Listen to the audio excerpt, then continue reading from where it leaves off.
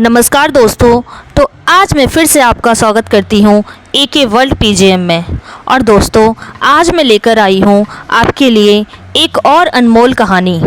दोस्तों, दुनिया में शत्रु इतने खतरनाक नहीं होते जितने आपके अंदर बैठा हुआ खतरनाक शत्रु है। वह शत्रु कौन है और उसे कैसे खत्म करके कैसे मनुष्य अच्छे मार्ग पर हमेशा के लिए चल सकता है और वह भटकेगा भी नहीं। इसी विषय पर दोस्तों आज हम एक अद्भुत कहानी आपको सुनाएंगे। तो चलिए शुरुआत करते हैं इस कहानी की। दोस्तों, एक बहुत ही प्राचीन कहानी है। एक गांव में एक लड़का रहता था जो बहुत ही महत्वाकांक्षी था। उसे अपने जीवन में बहुत बड़े बड़े काम करने थे। इसी कारण गांव के सभी लोग उसे बहुत पसंद भी करते थे और उसकी बहुत तारीफ भी करते थे, क्योंकि वह बहुत ही ज़्यादा मजबूत, मेहनती और बुद्धिमान भी था। उसकी मेहनत और लगन को देखकर सभी गांव वालों को यही लगता था कि यह लड़का ज़रूर एक दिन कुछ बड़ा करेगा, हमारे गांव के हालात ठीक करेगा, हमारे गांव को आगे लेकर जाएगा। और उस जवान लड़के को भी यह विश्वास था कि वह जो चाहे बन सकता है, इसलिए वह हमेशा चौड़ा होकर चलता था। पूरे आत्मविश्वास के साथ उसकी आंखों में हमेशा जोश और आत्मविश्वास दिखाई पड़ता था। और यह आत्मविश्वास ऐसे ही नहीं आया था। इस आत्मविश्वास के पीछे थी उसकी कड़ी मेहनत, क्योंकि वो घंटों घंटों तक तलवारबाजी सीखता रहता था, तलवारबाजी का कड़ा अभ्यास करता रहता था, जिसकी वजह से उसका शरीर बहुत ही मजबूत और शक्तिशाली बन चुका था।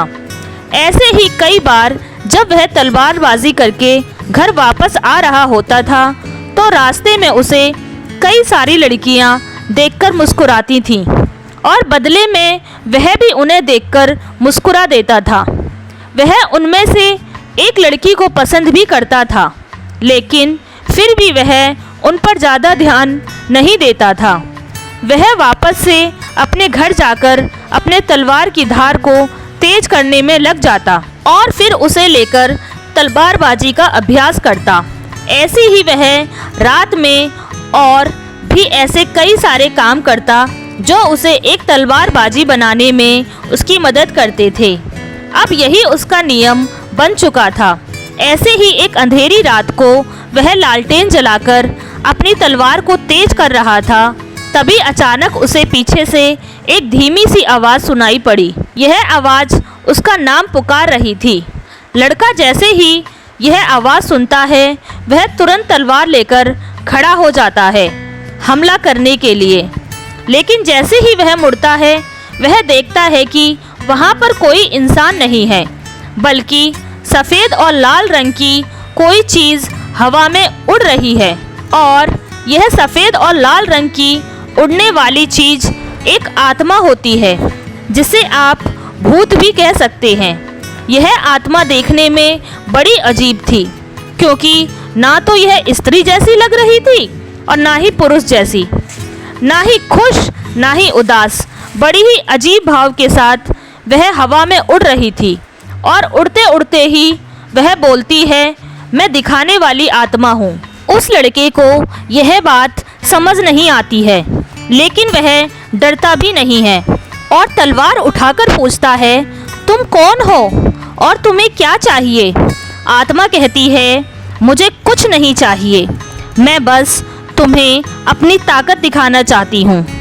मैं दिखाने वाली आत्मा हूँ, मैं तुम्हें सब कुछ दिखा सकती हूँ जो तुम देखना चाहते हो।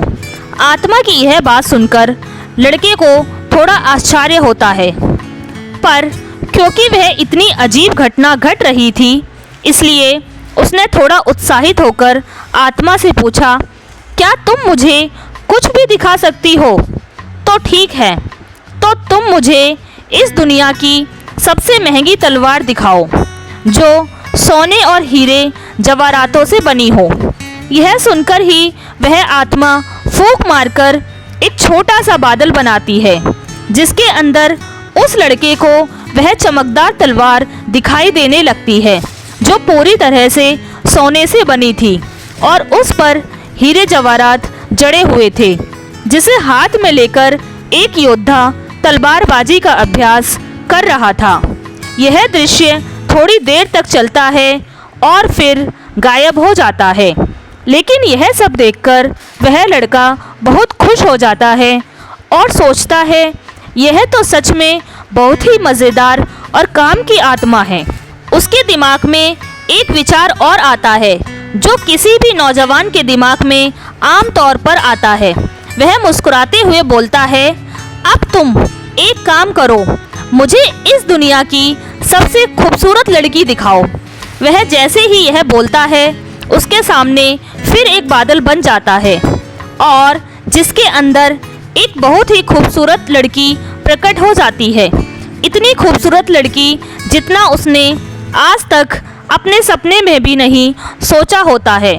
उस लड़की के लंबे काले बाल होते हैं, बड़ी और गहरी आंखें होती हैं, सुंदर सा चेहरा होता है और एक बहुत ही आकर्षक सा शरीर होता है, जिसे देखकर वह जवान लड़का एकदम जम सा जाता है, या यह कहो कि उसकी आंखें फटी की फटी रह जाती हैं। वे अगले कुछ मिनटों तक उस लड़की को ही टक टक देखता रहता है। फिर अचानक वह तस्वीर और वह बादल उसकी आंखों के सामने से गायब हो जाते हैं, जिससे इस लड़के को बहुत बुरा महसूस होता है। थोड़ी देर के बाद वह लड़का अपने होश में वापस आता है और उस आत्मा से कहता है कि तुम एक काम करो, अब मुझे इस दुनिया का सबसे ताकतवर योद्धा दिखाओ। यह सुनते ही वह आत्मा फिर से एक बादल बनाती है, जिस पर एक बहुत ही ताकतवर योद्धा की तस्वीर उभर कर आती है। वह योद्धा देखने में बहुत ही लंबा चौड़ा, शक्तिशाली और खतरनाक लग रहा था, जो कि एक एक करके सभी दूसरे योद्धाओं को मार रहा था। उस योद्धा की ताकत और तलवारबाजी को देखकर वह लड़का बहुत ही प्रभावित होता है और मन ही मन में सोचता है कि एक दिन मैं भी इसी के जैसा योद्धा बनूंगा। अब यह सब चीज़ें देखने के बाद वह लड़का उस आत्मा से बोलता है, यह सब तो बहुत हो गया, मैंने बहुत सारी चीज़ें देख ली, अब तुम यहाँ से जा सकती हो। यह बोलने के बाद लड़का वापस से अपने तलवार की धार को तेज करने में लग जाता है और अपने काम में व्यस्त हो जाता है। वह आत्मा लड़के की बात का जवाब देते हुए बोलती है, ठीक है, अगर तुम अभी कुछ और नहीं देखना चाहते तो अभी के लिए मैं तुम्हारे घर से जा रही हूँ, लेकिन अगर कभी तुम्हारा मन करे कुछ देखने का तो तुम अपने घर के पीछे वाले जंगल में आ जाना। मैं तुम्हें वहाँ वह सारी चीज़ें दिखा दूंगी जो तुम देखना चाहोगे। आत्मा की इस बात पर वह जवान लड़का कुछ खास ध्यान नहीं देता और अपनी तलवार को तेज करने में लग जाता है। अब जैसे जैसे हफ्ते गुजरते हैं, बीच बीच में उस लड़के को उन सभी चीज़ों की याद आती है जो उसने देखा होता है। इसीलिए कई बार वह लड़का अपने घर के पीछे वाले जंगल में जाता है और उस आत्मा को देखता है और वह वापस घर आ जाता है। लेकिन एक दिन तलवारबाजी के अभ्यास के बाद जब वह लड़का बहुत थका हुआ होता है तो वह सोचता है कि चलो आज देख ही लेता हूँ। वह उस आत्मा के पास जाता है और अपनी तरह तरह की इच्छाएं बताना शुरू कर देता है। वह कभी दुनिया की सबसे खूबसूरत जगहों को देखता है, अलग अलग मौसम को देखता है, उसके कुछ दोस्तों को जो उसके साथ नहीं हैं उनको देखता है और यहाँ तक कि कई बार कई सारी खूबसूरत लड़कियों को देखता है। अलग अलग चीज़ों में इस तरीके से हफ्ते महीने बदल जाते हैं और कुछ ही महीनों बाद इस लड़के में बदलाव आने लगता है। जहाँ पहले यह लड़का घंटों घंटों तक तलवारबाजी का अभ्यास करता था, अब वह रोज 1 घंटा पहले ही घर वापस आने लगता है। कुछ दिनों बाद उसने उस आत्मा को भी अपने घर में ही बुला लिया था, जिसके बाद से वह आराम से जब चाहे और जितना चाहे चीज़ों को देख सकता था। पहले चीज़ें 1 घंटे पहले, फिर धीरे धीरे वह लड़का इतना आराम पसंद हो गया कि वह 2 घंटे पहले आने लगा। फिर 3 घंटे वह कई बार जल्दी घर आकर आत्मा से बोलता, मुझे दिखाओ कि अच्छे योद्धा कैसे लड़ते हैं। और फिर धीरे धीरे यह उसकी आदत बन गई थी। वह रोज अलग अलग योद्धाओं को लड़ते हुए देखता, उनकी लड़ाई का आनंद पाता और सोचता कि काश मैं भी एक दिन ऐसा बनूंगा। ऐसे ही धीरे धीरे उसमें बहुत से बदलाव आने लगे। अब जब भी वह तलवारबाजी का अभ्यास करके घर लौटता और लड़कियां उसे देखकर हाथ हिलाती, तो वह उनकी तरफ देखता तक नहीं था, उसे पूरी तरह इग्नोर कर देता था, क्योंकि अब उसने इतनी सुंदर सुंदर लड़कियां देख ली थी कि अब वह सोचने लगा था कि काश उसे भी एक दिन कोई ऐसी लड़की मिलेगी, और जिस दिन उसे ऐसी लड़की मिल जाएगी वह उससे ही शादी करेगा और उसी के साथ रहेगा जिसके वह लायक है। कई बार वह आत्मा से लड़ाइयाँ दिखाने के लिए कहता, जो उस समय दुनिया भर में चल रही थी। वह उन्हें देखता, उनमें से किसी को अपना हीरो बना लेता, उसके लिए चीयर करता, तालियां बजाता, और अगर उसका हीरो हार जाता तो वह उसके लिए दुखी भी होता। उसके बाद वह किसी और को अपना हीरो बना लेता, उसकी लड़ाई देखता और उसके लिए चीयर करता, और यह सब चीज़ें करने में उसे बड़ा आनंद आने लगा था। उसे इतना मज़ा आने लगा था कि अब उसने अपनी तलवारबाजी के अभ्यास का समय एकदम ना के बराबर कर दिया था, और अब तो वह घर आकर अपनी तलवार की धार को भी कभी कभार ही देता था। और कुछ महीनों बाद तो उसने अपनी तलवार को तेज करना पूरी तरह से छोड़ ही दिया। कई साल बीत गए और उसकी तलवार वैसे की वैसी ही पड़ी रही, जिसमें धीरे धीरे जंग लगने लगी, लेकिन उसे कोई फर्क नहीं पड़ रहा था, क्योंकि उसे मज़ा आ रहा था। वह जो चाहे जब चाहे देख सकता था और खुश हो सकता था। लेकिन जैसे जैसे समय बीतता गया, ऐसा नहीं था, उसे सिर्फ मज़ा ही आ रहा था। अब धीरे धीरे उसे दूसरे बड़े योद्धाओं से जलन ही महसूस होने लगी थी, क्योंकि वह उसको देखता और फिर अपने आप को देखता तो उसे बहुत दुख होता, क्योंकि अब वह बहुत कमज़ोर हो चुका था, जबकि दूसरे बहुत ताकतवर थे। एक समय बाद उसे ऐसा लगने लगा कि अब वह कभी एक महान योद्धा बन ही नहीं सकता, और दूसरे जो बन रहे हैं वह उससे अलग हैं। उनमें कुछ खास बात है, उनके पास ऐसी बहुत सारी चीज़ें हैं जो उसके पास नहीं है, इसलिए वो कभी एक अच्छा योद्धा बन ही नहीं पाएगा। तो अब तक जिन लोगों को अपना हीरो मानता था उनसे ही ईर्ष्या करने लगा, उन्हें गाली देने लगा, उनमें कमियां निकालने लगा। यहाँ तक कि अब अगर वह कभी दौड़ने भी जाता तो अच्छे से दौड़ भी नहीं पाता था।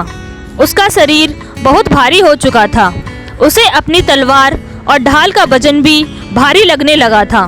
उसकी पूर्ति, सफलता और तलवारबाजी का कौशल भी खत्म होने लगा था। ऐसे ही कुछ साल और बीत गए। अब उस लड़की ने बड़े बड़े सपनों को छोड़ दिया। अब उसे योद्धा नहीं बनना था, वह सिर्फ उस आत्मा की सहायता से बार बार कोई न कोई युद्ध देखता और उनमें ही जंग लड़ने की कोशिश करता।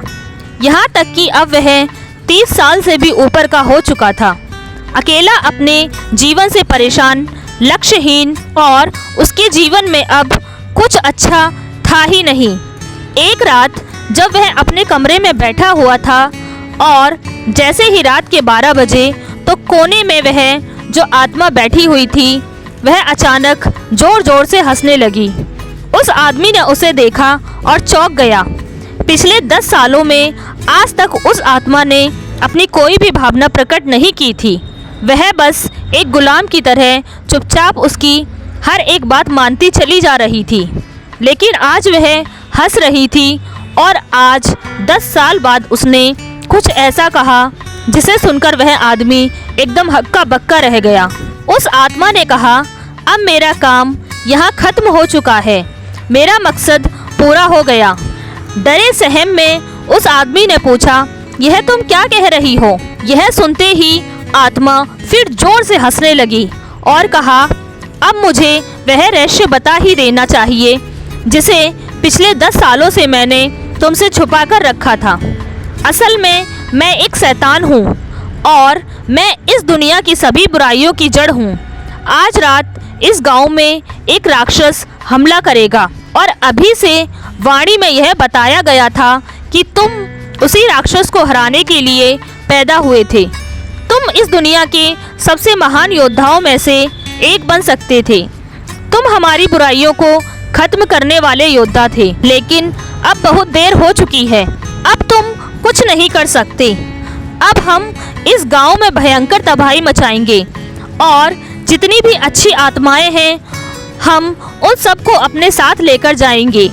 यह सब सुनकर उस आदमी के होश उड़ जाते हैं, लेकिन फिर भी चौंका हुआ वह आदमी पूछता है, पर तुमने 10 साल तक इंतज़ार क्यों किया? तुम तो 10 साल पहले ही मुझे मार सकते थे। तब आत्मा ने कहा, देखो, महावीर में यह बताया गया था कि तुम्हें इस दुनिया का कोई भी राक्षस, कोई भी शैतान, कोई भी योद्धा हरा नहीं सकता था। और मैं तो बस एक छोटी सी आत्मा हूँ। मैं तो तुम्हें छू भी नहीं सकती थी, लेकिन अगर तुम्हें कोई हरा सकता था तो वह तुम खुद थे। इसलिए मैंने तुमसे लड़ने की वजह तुम्हें धीरे धीरे झड़ दिया। तुम्हें ऐसी ऐसी फैंटेसी दिखाई, ऐसी ऐसी चीज़ें तुम्हारे साथ करी जिनसे तुम अपने लक्ष्य से भटक गए और धीरे धीरे कमज़ोर होते चले गए। आज तुम इतने कमज़ोर बन चुके हो कि जो ना हो तो अपनी रक्षा भी नहीं कर सकता और ना ही इसकी होगी। यह सुनते ही उस आदमी का दिमाग एकदम हिल गया। उसे जोर का सदमा लगा। उसके पेट में दर्द चालू हो गया, इतना दर्द कि वह वही ज़मीन पर गिर पड़ा और फिर धीरे धीरे दर्द में कराहते हुए उसने कहा कि अब क्या उन खूबसूरत लड़कियों को मैं फिर से एक बार देख सकता हूँ? इस पर उस शैतानी आत्मा ने हंसते हुए कहा, हाँ, हमेशा, लेकिन सपनों में। दोस्तों, यह कहानी पूरी तरह से हमारे आज के समय में भी फिट बैठती है और अब तक आपने समझ ही लिया होगा कि आज के समय में हमारे लिए वह शैतान, वह डेविल कौन है। Internet, social media, porn, drugs और ऐसे बहुत से एडिक्शन जो आज की यंग जनरेशन को लगातार वीक और पर्पसलेस बनाते जा रहे हैं। हर एक इंसान जिसने अपने बचपन में कुछ सपने देखे थे वह उन सपनों को काफ़ी हद तक पूरा कर सकता था, लेकिन जैसे जैसे वह बड़ा हुआ उसे आराम की लत लग गई। बिना मेहनत के चीज़ों को पाने की आदत पड़ गई। काम को टालना उसकी आदत बन गई। उसने ऐसे ऐसे एडिक्शन पा लिए जिनसे उसे उसके लक्ष्य को भटका दिया। इसीलिए वह बड़ा तो हुआ, लेकिन उसके सपने छोटे होते गए। अंततः उसने अपने ड्रीम्स को गिव अप कर दिया। आज के समय में इंसान का जीवन इतना आसान हो गया है जितना पहले कभी नहीं था। आज वह इंटरनेट के थ्रू जो चाहे जब चाहे देख सकता है और खुश हो सकता है। उसे इसके लिए कोई मेहनत नहीं करनी पड़ती। आजकल डेली नीड्स की चीज़ें भी बहुत आसानी से उपलब्ध हैं, जिसके लिए पहले इंसान को काफ़ी शारीरिक मेहनत करनी पड़ती थी। आज का आदमी जो वह बनना चाहता है उस काम को और उसके रिजल्ट को इंटरनेट पर बड़ी ही आसानी से देख सकता है और खुश हो सकता है, जिससे उसका दिमाग सस्ता डोपामिन मिल बन जाता है। अब क्योंकि दिमाग को उस रिजल्ट का डोपामिन मिल चुका है, इसीलिए वह उस इंसान को उस रिजल्ट को रियल लाइफ में हासिल करने के लिए कुछ नहीं करता। इसकी वजह वह और सस्ते डोपामिन की तलाश में इंसान को ऐसे ही और चैलेंज को इंटरनेट पर देखने और उसके लिए खुशी मनाने के लिए मोटिवेट करता रहता है, जिससे इंसान इस फेक हैप्पीनेस हार्मोन का आदी हो जाता है। तो दोस्तों, अब अगली कहानी की शुरुआत कुछ इस प्रकार होती है। लखन अपने बीवी बच्चों के साथ एक पहाड़ी इलाके में रहता था। उसकी झोपड़ी के सामने एक बड़ा सा पेड़ था, जिस पर बैठकर एक बुलबुल गाने गाती रहती थी। एक बार की बात है, बुलबुल के बच्चे हुए और जब बुलबुल के बच्चे उड़ने लायक हुए तो उन्हें उड़ना सिखाने के लिए एक दिन वह पेड़ से उतरकर लखन की झोपड़ी के सामने बच्चों को उड़ना सिखा रही थी। उन्हें दाना चुगना सिखा रही थी, उनके साथ खेल रही थी। लखन भी अपनी 3 साल के बच्चे को गोद में लिए यह सब देख रहा था। अचानक से वह बच्चा बार बार जिद करने लगा कि मुझे बुलबुल का बच्चा लाकर दो। लखन अपने बच्चे की मोह में पागल हो चुका था। वह अपने बच्चे के लिए सब कुछ करता था। बच्चा जो भी मांगता था वह उसे लाकर देता था। लखन ने धीरे से अपने पैर में पहनी हुई चप्पल हाथ में ली और उसे जोर से एक बुलबुल के बच्चे पर फेंक दिया। बुलबुल का बच्चा वहीं जमीन पर गिर पड़ा। उसने बुलबुल के बच्चे को उठाकर अपने बच्चे को दे दिया, लेकिन उसका बच्चा उस बुलबुल के बच्चे के साथ करता भी क्या। वह बुलबुल का बच्चा ना तो बोल रहा था, ना फुदक रहा था और ना ही उड़ने का प्रयास कर रहा था। अपनी गर्दन को एक तरफ लटकाए बस पड़ा हुआ था। वह बच्चा उसके साथ क्या करता। थोड़ी देर उसने उसके पंख देखे, उसे हिलाया डुलाया, लेकिन वह बुलबुल का बच्चा तो अपनी गर्दन लटकाए निपरा पड़ा हुआ था। उस बच्चे ने उसकी आंखों में उंगली डाली, उसकी चोंच खोलनी चाहिए, उसे दबाया और फिर उसके पैर पकड़कर उसे आसमान की तरफ उछाल दिया। वह बुलबुल का बच्चा धड़ाम से जमीन पर आकर गिर पड़ा, क्योंकि वह तो पहले ही मर चुका था। लेकिन बच्चा तो बच्चा ही है। उसने उस बुलबुल के बच्चे को बुरी तरह छत पर से फेंक दिया और सारे पंख नोच डाले, उसकी गर्दन मरोड़ दी और लखन यह सब देख रहा था। वह यह सोचकर खुश था कि बच्चा खेल रहा है, लेकिन यह सब देखकर उसके अंदर ज़रा भी दर्द नहीं आया, क्योंकि वह इंसानी मोह में इसी तरह अंधा हो जाता है और जड़ हो जाता है। मोह इंसान का बहुत बड़ा शत्रु है। यह उसे अंधा बना देता है, उसके अंदर निर्दयता और जड़ता लाता है और मनुष्य अपने इस अंधेपन का शिकार होकर इतने अधर्म इकट्ठा कर लेता है कि जब उनका हिसाब देना पड़ता है तो कहता है कि मैंने तो कुछ किया ही नहीं। यही अंधापन है और यही जड़ता है। माँ की जिस प्रकार महाभारत में धृतराष्ट्र ने अपने बड़े पुत्र दुर्योधन के मोह में इतना अंधा हो गया था कि उसे दुर्योधन की सभी बुरे कृत्य, उसकी नादानी और उसका बचपना प्रतीत होते थे, और मोह में इंसान के साथ अक्सर ऐसा ही होता है। अगले महीने बरसात का मौसम आया, लेकिन बुलबुल डर के मारे अगले कई महीनों तक उसकी झोपड़ी के सामने वाले पेड़ पर ही नहीं आई। लेकिन 1 महीने बाद जब उसके बच्चे बड़े हो गए, दूर चले गए और वह अकेली रह गई, तो फिर वह आने लगी और फिर से गाने लगी। लखन और उसका बच्चा उसके गाने को बड़े ध्यान से सुनते और वह उसके बच्चे को देखने का प्रयास करते, मगर बुलबुल के बच्चे तो दूर जा चुके थे। एक दिन अचानक बरसात शुरू हो गई और पूरी रात बरसात हुई। घर में कोई राशन नहीं था, इसलिए अगली सुबह बरसात रुकते ही लखन राशन और खाने पीने का सामान लेने बाजार चला गया। घर में सिर्फ पत्नी और बच्चा ही थे। अभी लखन सामान ले ही रहा था कि फिर से बारिश पड़ने लगी और चारों तरफ काले बादलों ने पूरे आसमान को ढक लिया और तेज हवाओं के साथ अचानक बादल फट गया और इतना पानी गिरा कि लखन की झोपड़ी का नामो निशान तक मिट गया। ऐसी मूसलाधार बारिश हुई कि उसकी झोपड़ी, उसकी पत्नी और उसका बच्चा सब बह गई और पता भी नहीं लगा कि बहकर कहाँ चले गए थे। लखन बाजार में ही फंसा रहा। 2 दिनों बाद जब बारिश रुकी तो वह वापस आया तो उसने देखा कि वहाँ तो कुछ भी नहीं है। वहाँ तो बस चारों तरफ पत्थर ही पत्थर बिखरे पड़े हैं जो पहाड़ से बहकर नीचे आ गिरे थे। उसे बड़ा सदमा लगा। वह पागल सा हो गया। दिन रात भटकता रहा, खाना पीना सब भूल गया और पागलों की तरह भटकता भटकता वह एक दिन किसी सुनसान जगह पर एक पेड़ के नीचे गिर पड़ा और अब उसके अंदर उठने की भी ताकत नहीं बची थी। वह बेहोश हो गया और कई दिनों तक बेहोशी की हालत में वहीं पड़ा रहा। फिर एक दिन उसकी बेहोशी टूटी और आंख खुली तो उसने देखा कि सूरज सर के ऊपर था। पेड़ से उसी बुलबुल की आवाज़ आ रही थी और चारों तरफ आम बिखरे पड़े थे। वह आम का पेड़ था और वह बुलबुल उसके खाने के लिए चोंच मारकर पेड़ से आम गिरा रही थी। वह उठा, उसने एक आम खाया, दूसरा आम खाया और इस तरह से उसने कई आम खा लिए। यह देखकर बुलबुल खुशी से गाना गाने लगी। शायद सोचती होगी कि अब यह ठीक हो जाएगा, इसके अंदर ताकत आ जाएगी। तभी एक आम बुलबुल ने और गिराया और उसके सामने दूर आकर जमीन पर बैठ गई। उसने बुलबुल को ध्यान से देखा और वह अंदर से भावुक हो गया और जोर जोर से फूट फूट कर रोने लगा और खुद को कोसने लगा कि मैं कैसा आदमी हूँ। अपने बच्चे के मोह में आकर इसके बच्चे को मारकर अपने बच्चे के लिए खिलौना बना दिया।